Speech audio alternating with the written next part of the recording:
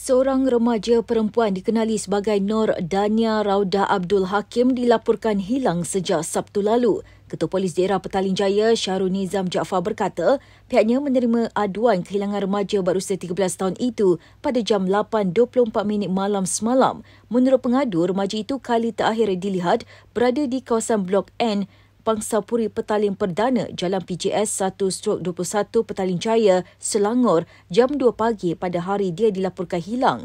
Remaja itu mempunyai ketinggian 169 cm dengan berat badan 42 kg, berkulit cerah dan rambutnya berwarna hitam serta memiliki bentuk badan kurus. Sehubungan itu, orang ramai yang mempunyai sebarang maklumat berkaitan remaja itu diminta tampil ke Balai Polis berhampiran atau berhubung terus dengan Bilik Gerakan IPD Petaling Jaya seperti tertera.